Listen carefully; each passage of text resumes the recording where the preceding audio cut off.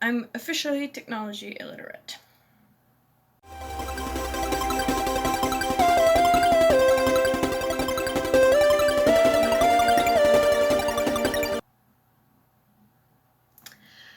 Hi everyone, today's going to be a bit of a different video. There's not going to be actually any gaming involved. This video was supposed to be me playing a PSVita game, being Norn 9. But unfortunately, I tried everything I could to mod my PS Vita to then be able to stream my game on my computer so I could record it, and I am truly technology illiterate. I was able to do it with Vita 2 PC and HN Core Square. Again, as you see by me talking, I don't know what I'm doing. And it worked for this game specifically, but when I tried playing it, it got all glitchy and dark, and it didn't work. So I had it installed and everything, and it didn't work. Here is my PS Vita thrown in frustration. I'm gonna try to figure something out, because most of the games that I play are, in fact, PS Vita. Just saying. Just saying. So I'm gonna figure something out. Even if it means that I'm gonna have to buy a PS TV. I'm gonna figure something out. Anyway, so I thought this would be a good opportunity to do something a little bit different and kind of review or give my thoughts on certain games that I have.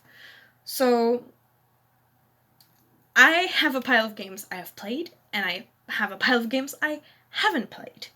So I will go through them and kind of do my best, if that's something I can do. I also have like the games I haven't finished, because I'm just that bitch that starts a game and then entirely forgets the plot and have to restart 2 years later. Yeah, that's me, ladies and gentlemen, and everything in between. I'm that person. So we'll start with the games I have played, and it'd be amazing if you would be able to let me know what you liked about them, or what you didn't like about them, or if you're like, hey, your taste in game, it sucks. Because that is also a possibility. I know that I'm a big JRPG and a big otome person, so I know that the games I play are not for everyone. But let's go through them one after another. We'll start with the games I have played. Should I start with my favorite? I'm gonna start with my favorite.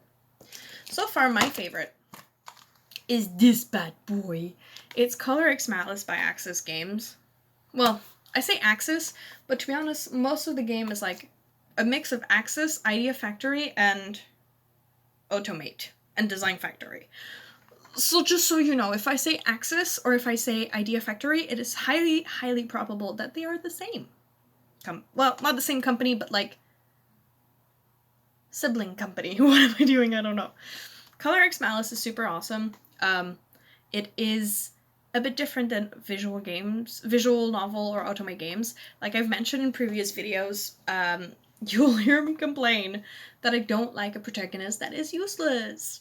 I don't like that. In this case, you're not. Basically, you're in a universe where there's terrorists trying to take over the city that you're in by committing pretty disgusting murders. And you are a police officer that gets involved, and you get this choker on you that pushes you to do the investigation, else you might die. Because the head of the terrorist group has a button that kills you off. And that's when you meet all the other people who are trying to find that terrorist organization and find you in the process. And it's really good. The romance stories are actually not that present. So it is an otome game that does have romantic parts, but compared to all the other games I've played, not that much. It mostly focuses on the main story, which is trying to find the terrorist group. and putting an end to it before everyone dies in Tokyo. I think it's in Tokyo. Is it in Tokyo? I don't know. I don't remember that part. That wasn't important to me, I guess. So I'd say this is probably a 8 out of 10. Like, it's good, but not enough that I would replay it. But it's still my favorite. So yeah, heads up. 8 out of 10, my favorite.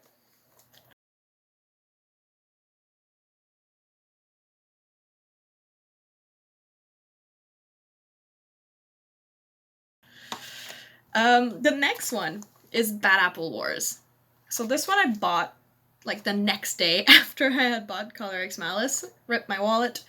But I really liked this game. It was, again, very different, but I didn't like, again, Protagonist being a bit wishy-washy. She did have, like, I saw where the producers were going with it, that they were trying to have her be more liberal, but by that you were kind of forcing the story, which was a bit, yeah. And this is, again, Axis Idea Factory. So basically you die. Yeah, you die. You get thrown into this, like, afterlife for students who have regrets, and if you graduate, you get to go to heaven. But they never say what happens if you get expelled, because you can get expelled. So they try to get expelled so they can possibly return to their life and try to not have regrets and die properly. And so it's very dark to begin with. And the thing is, everyone kind of remembers how they die, and they have this special item related to their life, but your character doesn't have that. Fun fact. Or does she? Now I'm confused. So this one is a 6 out of 10 for me, because it did have romantic elements, but most of them were begrudgingly or felt forced. But the art is so good, and the story is so different, but it being advertised as a romantic game, it's a 6. Yeah.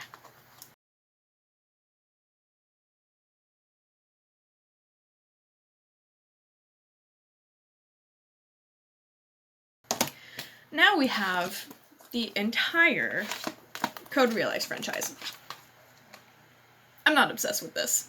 Not at all. I don't even know what you're talking about. It's not as if you were to zoom in on this video and go to the very back where there's a bunch of pins and patches, there's a freaking half dedicated to one of the characters. Absolutely not. Absolutely not. So, you start with Code Realize Guardians of Rebirth. I don't know how to speak. This was one of my first, like, 100% completed games. Mind you, all the ones I've passed so far are 100% completed. Like trophies and things.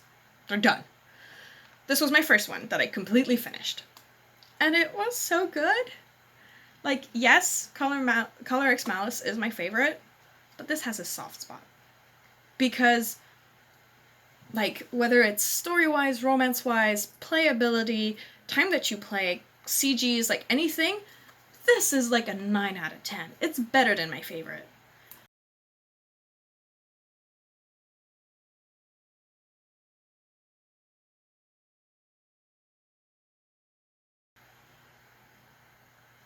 But why it's not my favorite? There's just so many games.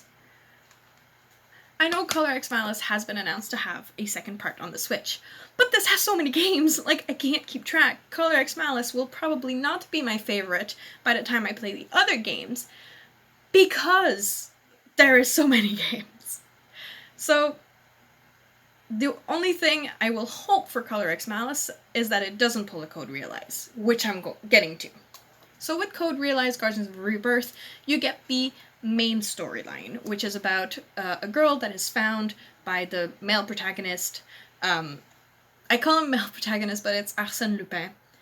And I call him that because basically the game kind of ships you, too. He's like the main storyline you should go for. Kind of like Hakuoki with Hijikata, I think his name is, long-haired guy with bad attitude. Bad guy. It's kind of like the one they kind of push you for. Anyway, he finds you, And you're basically a woman created by men, and your skin is poison. If you touch anything with your skin, or if anyone touches your skin, whatever it touches disintegrates.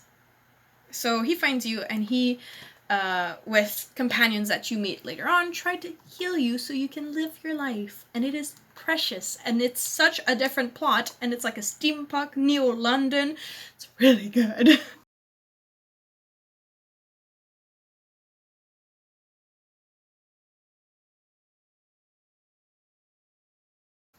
And I was really happy about this. This was like the poisonous girl who destroyed nature and men alike only sought one thing: love. This is so precious. The only thing why it's not getting a 10 out of 10 is because of the following. Now, don't get me wrong. These, oh, beautiful.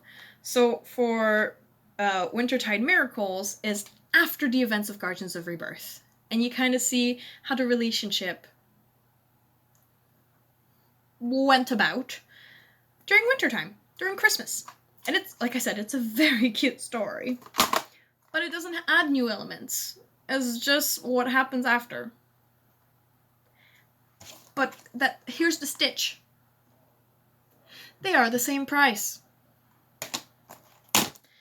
I'm not paying the same price just for closure.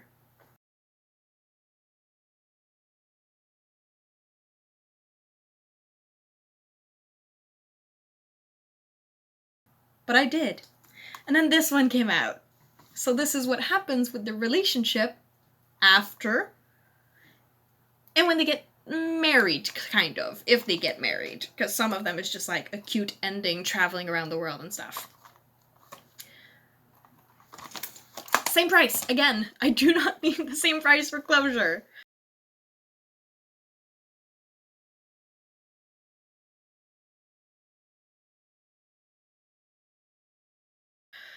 Even though it was very nice, but I really need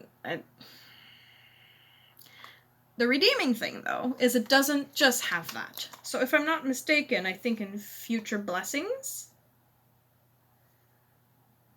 Is it in Future Blessings? Or is it in Wintertide Miracles? Anyway, in one of the two, you get an extra story. You get 2 extra stories. In one of them, you get the story for the brother and for Herlock Sholmes, which is another character. Good. And you meet a boss mafia daughter, and then there's also a singer that you meet, and it adds to the story. There's more story. But they're not that interesting to the main story. But it does give you, like, more to read and more to enjoy. It's just, it wasn't, for me, even though I bought them, and I bought the deluxe editions, I'm that kind of a fan, it wasn't worth the price. Not in my opinion. Did I enjoy them? Thoroughly. Do I still give them 9 out of 10? Absolutely. Do I still have the thing with all of my characters? Yeah, absolutely. Let's stop talking about it. But if I had to redo it again, I would absolutely redo it again. Not gonna lie. But it's not a 10 out of 10 because of that. There is more story to it, and there is that closure story to the romance, but it's not enough to justify the price. Now, to go on to the excited part, and not to the review part, because I'm not done with the games. We've got here Persona 4 Dancing All Night. This is the first game that is not that much of a visual novel. It's more of a dancing game, which I really like. Hence Project Diva X. These are the types of game that I feel like I can never complete, and I dread them, so I haven't played them all that much. I'm a big Persona fan. Persona's from Atlas, and I'm a big Project Diva fan, which is from Sega. But, like I said, I am scared of having all the trophies, because I feel like they're going to be very time-consuming. So they're mostly games that I play for fun, when I have time to waste, and when I don't want to be stressed, and I just want a quick game here. I play one song, or 2. Don't get me wrong, they are very good, but I don't think I'll ever complete them. I said it. They were kind of laying around, and I feel bad. Now, I think my only JRPG... the truth comes out. The only JRPG, is it? Yeah, that I have on PS Vita is Akiba's Beat. The truth comes out. I basically bought this game because it had a deluxe edition with a very cute plushie. And I wanted the plushie. I had never heard of this game before. The truth. It's an Xseed Games, which is a company, again, I've never heard of before. But it had music elements, it had JRPG elements, it kind of gave me off some Digimon story vibes, like the Cyber Sleuth on PS4. So I was like, I'm gonna try it. And it's actually a very decent game. But, kind of like the music game Project Diva X and Persona 4 Dancing All Night, it gives me a sense of dread, which I don't know if it happens to you guys, but if a game brings me anxiety, I do not want to play the game. This is the case. For Akiba's Beat, it just feels like a game that would take me 300 hours to complete, to have all the trophies, and I don't know if I'm about that life. The next one is, it has a long name. It's Periods Cube Shackles of Amadeus. This game I like a lot. It has fantasy elements. It's basically you're trapped in a virtual game and you're trying to get out. And you make friends along the way. And you have love along the way. And you have a crazy brother along the way. Anyway, so this game, even in there I have like route order. I started making a walkthrough for this game online. And because it was so tedious to do the walkthrough at the same time, I did not finish it. I want to. Do not get me wrong. It is one of the games that I'm very inspired to complete. But my brain goes, yes, but do walkthrough. So I haven't continued it because my brain wants to finish the walkthrough, even though it's a game from 2017. It probably has 20 walkthroughs. My brain still goes, wanna play, wanna write. So once my brain stops doing let's do a walkthrough, I might finish it. Now the one I'm currently playing is Norn 9 Var Commons. If you've seen my previous videos, it's boring. I saw the anime, and it was amazing! Oh, amazing! A bit long, but amazing. And that made me want to have the game. This is boring in comparison. And the anime wasn't that great. Like, for a visual novel anime, it was good. For an anime in general, not that great. Lots of loopholes. Lots of things I didn't get. Which I wanted to understand. It's boring as heck! Like, there's 1, 2, 3, 4, 5, 6, 7, 8, 9. There's 9 routes. But the thing is, it's not one girl and 9 routes. No, it's 3 girls, 9 routes. I get the idea that they wanted to have different personalities so more people could kind of like fit in the story. But there's a character that's a bitch. I don't like playing as her. But because I bought it, I am going to complete it. I just find that it kind of sucks a little bit so far. Now, we're going into the games I haven't played yet, but I'm very excited to play.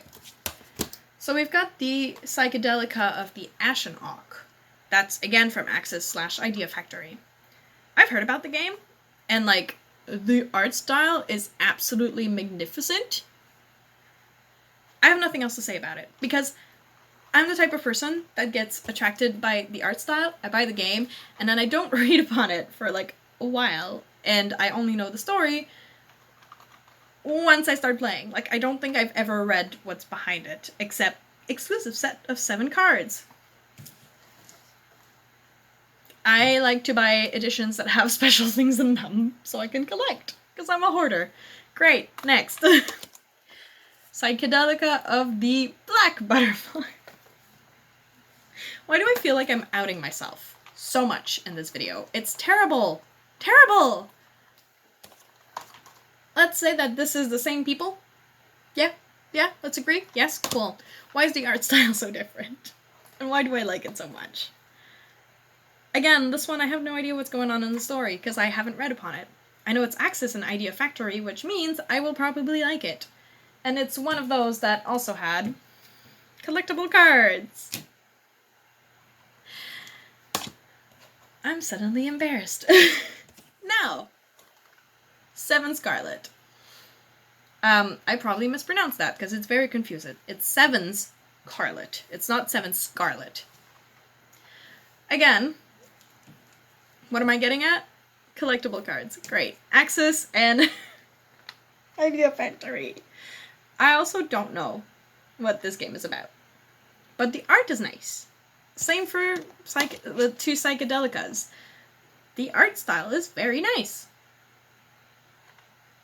So I'm gonna play it. Eventually. Because I play one game at a time.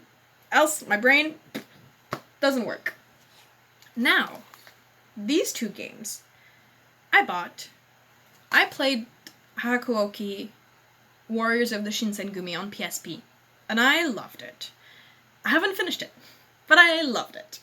And then I saw Hakuoki Kyoto Winds and Hakuoki Edo Blossoms at my local EB Games. For cheap prices. $39.99 and $54.99. Canadian dollars, by the way. And I was like, I miss this. And I bought both of them. And I think I haven't opened them yet. Let the guilt trip begin. Oh no. I didn't open them yet? What is wrong with... No, look, it still has the seal.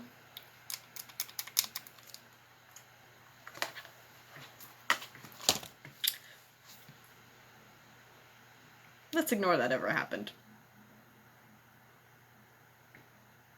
Oh god. So, I have many PSVita games, and I'm obsessed with Animal Crossing on Switch. You catch my drift? I haven't played PSVita in a while, but I love them. They are my babies. They are all my children, and I'm probably gonna play some later today. But I am hoping to be able to stream them eventually. So, if you are an Otome fan, let me know in the comments, what's your favorite game? Which one do you think I should play? Or if there's one that you absolutely hate that I've played and I've given it a 9 or 8 out of 10 and you're like, excuse me, this ain't right. You can let me know. I love arguing in the comments. Not really arguing, just contesting. So, this is all for today. I'm sorry it wasn't a gaming stream. I'm just really trying to figure out, and again, like you saw in my last video, if you have seen my last video, I got bamboozled with a shitty capture card. So, until I can figure that out, that's gonna be it for this week. Well, thank you for checking us out, and peace out. Why did I say us? It's just me.